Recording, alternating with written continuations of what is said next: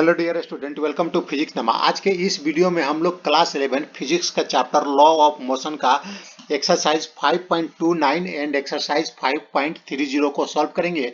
यह exercise NCERT class 11 के book से लिया गया है। तो चलिए सबसे पहले हम लोग एक्सरसाइज 5.29 को सॉल्व करते हैं। 10 1 rupee coins are put on top of each other on a table. एक टेबल है, उसके ऊपर 1 रुपी क्वाइन जिसका 10 नंबर है उसको एक दूसरे के ऊपर रखा गया है। जैसा ये इस फिगर में दिख रहा है, 1 रुपीज का क्वाइन है, एक दूसरे के ऊपर रखा गया है और यह क्वाइन का संख्या है, नंबर ऑफ क्वाइंस है 10 है। ईच क्वाइन है जे मास m, और प्रत्येक क्वाइन का मास जो है m है। Give the magnitude and direction of A the force on the 7th coin. तो हमें मालूम करना है कि जो 7th क्वाइन है नीचे से काउंटेड फ्रॉम द बॉटम से हम 7th क्वाइन को काउंट करेंगे 1 2 3 4 5 6 7। इस 7 क्वाइन पर कितना फोर्स लग रहा है due to all the coins on its top. तो 7th क्वाइन के ऊपर जितने क्वाइन है उसके कारण 7th क्वाइन पर कितना फोर्स लग रहा है उसको हमें निकालना है। और बी में है the force on the 7th coin by the 8th coin. जो फिर दूसरा में है कि 7th क्वाइन पर जो 8 क्वाइन है उसके ऊपर वाला जो क्वाइन है उसके कारण कितना फोर्स लग रहा है। और थर्ड है the reaction of the 6th coin on the 7th coin. और थर्ड में बताना है कि जो 6 क्वाइन है वह 7th क्वाइन पर कितना रिएक्शन फोर्स लगा रहा है। तो आइए सबसे पहले हम पार्ट ए को सॉल्व करते हैं। यह हमारा हो गया 7th क्वाइन हो गया और इसके ऊपर हम 3 क्वाइन को रखते हैं। इसको हम अलग कर देते हैं दिखाने के लिए। यहाँ 6 क्वाइन है और 7th क्वाइन है और ऊपर में 3 क्वाइन है, तो इसको हम दिखाने के लिए अलग कर दे रहे हैं। तो इसमें क्या है, यह जो 3 क्वाइन है इस पर तीनों क्वाइन मिलकर इस पर फोर्स लगाएंगे। जो 7th क्वाइन है उस पर फोर्स लगाएगा और फोर्स का डायरेक्शन होगा डाउनवर्ड डायरेक्शन होगा। तो यह जो 3 क्वाइन है इस 7th क्वाइन पर जो फोर्स लगाएगा वह कितना फोर्स लगाएगा।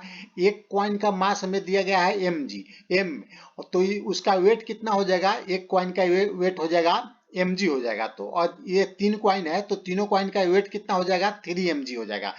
तो यह अगर 7th क्वाइन पर रखा हुआ है तो ये पूरा पार्ट को हम एक सिस्टम मान लेंगे। तो इस सिस्टम के द्वारा 7th क्वाइन पर कितना फोर्स लगेगा, तो इसका जो वेट होगा, ये तीनों क्वाइन का जो वेट होगा वह उस वेट के इक्वल फोर्स लगाएगा। या 7th क्वाइन पर उसके वेट के इक्वल फोर्स लगाएगा, यानी 7th क्वाइन पर कितना फोर्स लगेगा 3 mg फोर्स लगेगा और वह डाउनवर्ड डायरेक्शन में होगा। Weight of each coin equal to कितना हो जाएगा mg हो जाएगा। Total weight of the 8th 9th and 10th coin equal to 3 mg इन डाउनवर्ड, यानी डाउनवर्ड डायरेक्शन में जो वेट होगा तीनों क्वाइन का 3 mg लगेगा। ये वेट भी फोर्स होता है और यह डाउनवर्ड डायरेक्शन में लगेगा। Hence the force exerted on the 7th coin by the 3 coins on top is 3 mg। इसलिए 7th कॉइन पर जो फोर्स लगेगा वह कितना होगा 3 mg होगा। This force act vertically downward, और यह फोर्स डाउनवर्ड डायरेक्शन में लगेगा। अब हम पार्ट बी को सॉल्व करते हैं। The force on the 7th coin by the 8th coin. अब जो 8 वाला क्वाइन है यह 7th क्वाइन पर कितना फोर्स लगाएगा वो हमें निकालना है। One the 7th coin force by the 8th coin is because of the weight of the 8th coin and the other 2 coins। तो जो 7th coin पर जो फोर्स लगेगा वह 8 कॉइन के वेट के और 9th और 10th, क्योंकि यह दोनों इसके ऊपर रखा गया है तो जो 7th क्वाइन पर जो फोर्स लगेगा 8 क्वाइन के वेट के कारण लगेगा और इसके ऊपर जो दोनों क्वाइन है उसके भी वेट के कारण लगेगा, यानी इन तीनों क्वाइन के कारण जो होगा तीनों क्वाइन का जो वेट होगा उसके इक्वल फोर्स लगेगा 7th क्वाइन पर। Hence the force exerted on the 7th coin by the 8th coin is 3 mg। This force act vertically downwards।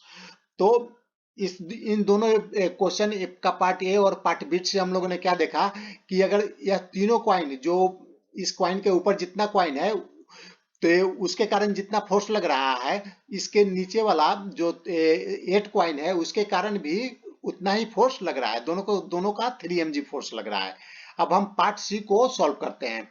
The reaction of the 6th coin on the 7th coin, ये 6 coin है और यह 4 coin है, तो हमें निकालना है 6 coin का जो रिएक्शन है, जो ये 6 कॉइन है, 6th कॉइन है, इसका जो रिएक्शन फोर्स है इस चारों पर कितना है, तो यह हमें मालूम करना है।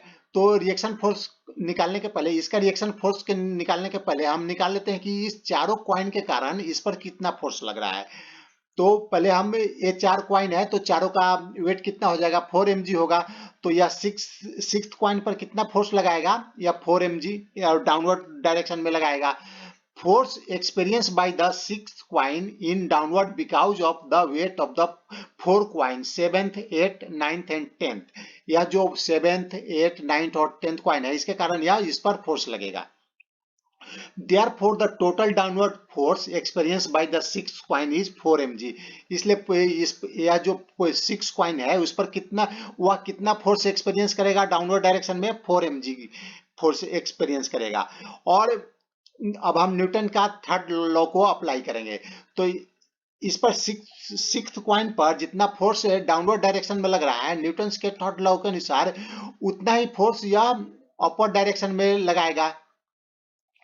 तो जितना फोर्स डाउनवर्ड डायरेक्शन में लग रहा है तो जितना ही फोर्स यह अपर डायरेक्शन में लगाएगा। तो यह जो अपर डायरेक्शन में फोर्स लगाएगा उसको हम लोग रिएक्शन फोर्स बोलेंगे। इस केस में इसको हम रिएक्शन फोर्स बोलेंगे। कोई भी एक्शन फोर्स और किसी को भी उसके अपोजिट को रिएक्शन फोर्स बोलेंगे।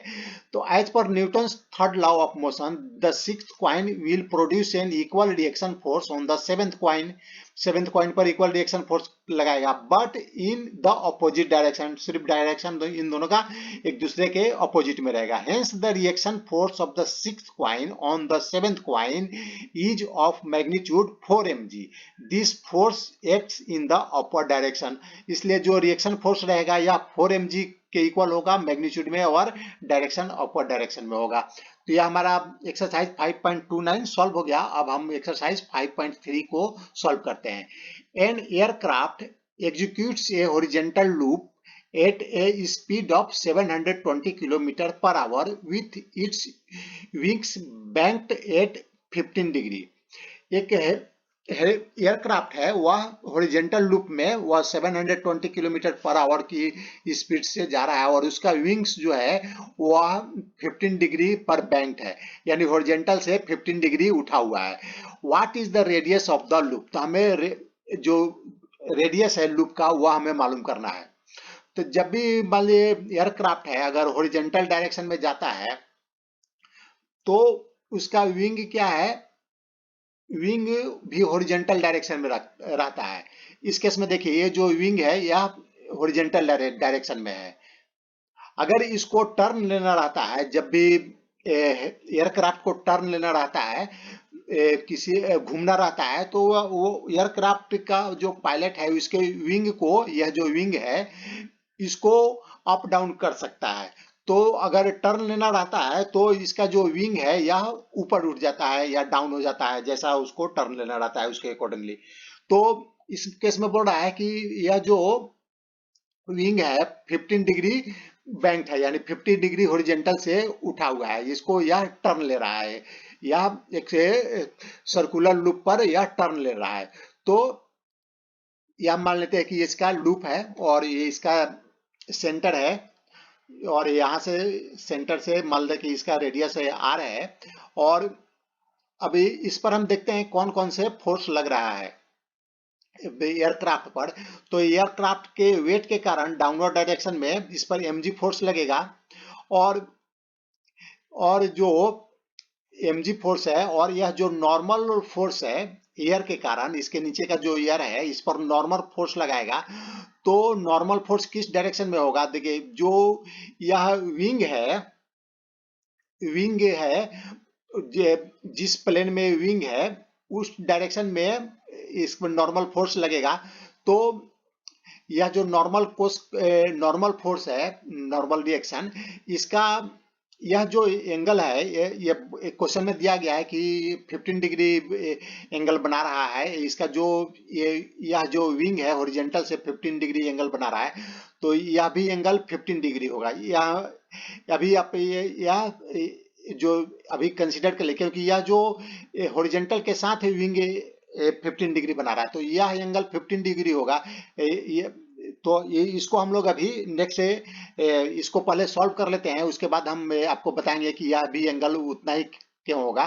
तो यह नॉर्मल रिएक्शन हो गया, तो ये इसके यह एंगल थीटा है, तो यह एन कॉस थीटा हो जाएगा। और यह जो है यह सेंटर की तरफ है, तो ये जो लूप है उसके सेंटर की तरफ फोर्स लगेगा, तो एन का जो कंपोनेंट होगा इसके सेंटर की तरफ या एन साइन थीटा होगा।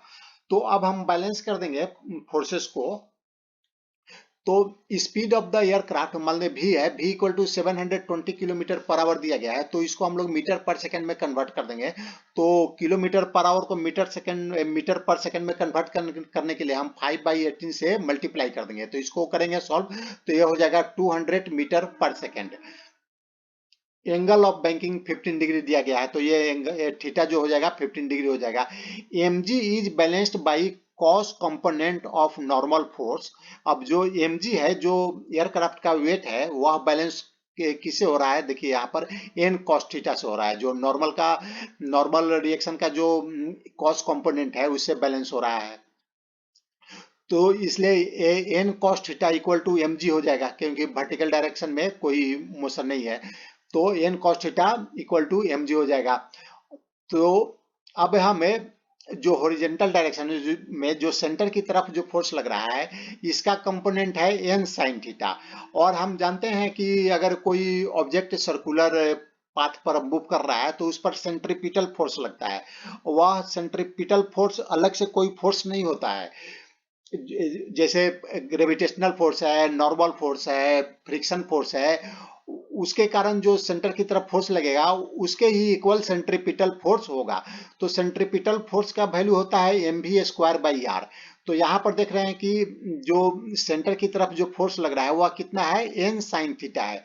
तो n साइन थीटा कितना हो जाएगा? इक्वल टू mv²/r हो जाएगा। अब हम क्या करते हैं कि इस इक्वेशन को इस इक्वेशन से डिवाइड कर देते हैं, तो यह हो जाएगा tan theta, N N cancel हो जाएगा, तो sine theta divided by cos theta, तो टेन थीटा हो जाएगा। और इसको करेंगे, इसको डिवाइड करेंगे mg से, तो यह हो जाएगा v²/rg। तो अब हमें r निकालना है, रेडियस निकालना है, तो r इक्वल टू हो जाएगा v²/g टेन थीटा। तो अब हम पुटअप कर देते हैं सबका वैल्यू, तो v है 200 मीटर पर सेकेंड, तो ये 200 स्क्वायर हो गया। और r तो हमें निकालना है, g का वैल्यू हम 10 मीटर पर सेकेंड स्क्वायर लेते हैं, और 10 थीटा की जगह 15 डिग्री दिया हो गया है, तो 10 15 डिग्री हो गया, तो ये हो जाएगा 400 डिवाइडेड बाई 0.26।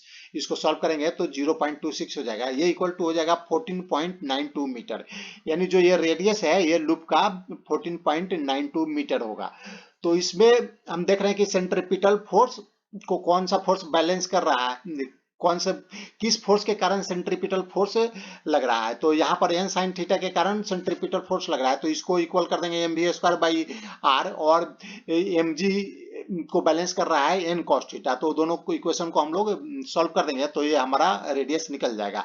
अब हम देखते हैं कि यह जो थीटा एंगल है यह कैसे आया, इक्वल कैसे हो रहा है। तो यह मान लीजिए कि विंग है, ये एयरक्राफ्ट का जो विंग है, और यह मान लीजिए हॉरिजॉन्टल है, हॉरिजॉन्टल के साथ यह थीटा एंगल बना रहा है। यह जो विंग है हॉरिजॉन्टल के साथ थीटा एंगल बना रहा है। तो और अब इस पर एक परपेंडिकुलर हम ड्रॉ करते हैं, तो ये एंगल कितना हो जाएगा? 90 माइनस थीटा हो जाएगा, क्योंकि ये दोनों एक दूसरे के परपेंडिकुलर है। ये एंगल थीटा है, तो ये हो जाएगा 90 माइनस थीटा। अब क्या करते हैं कि जो विंग है उस पर हम परपेंडिकुलर ड्रॉ करते हैं। यह 3 डायमेंशन है, तो जो विंग है, विंग पर हम परपेंडिकुलर ड्रॉ करेंगे। तो अगर इस पर परपेंडिकुलर ड्रॉ करेंगे तो यह जो एरो है यह क्या है? विंग के एलोंग है। तो ग्रीन और येलो के बीच का एंगल कितना हो जाएगा? 90 डिग्री हो जाएगा। तो यह है 90 माइनस थीटा है, तो ये वाला कितना एंगल हो जाएगा? थीटा हो जाएगा।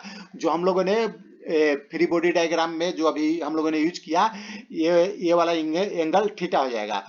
देखिए क्वेश्चन में दिया है कि ये वाला एंगल थीटा है, लेकिन हम लोगों ने यूज किया कि ये वाला एंगल थीटा, तो यहाँ से हम लोग इस एंगल को निकाल सकते हैं। तो यह आज का यह वीडियो समाप्त हुआ। Thanks for watching. अगर आपको अच्छा लगे तो इसे लाइक करें, शेयर करें।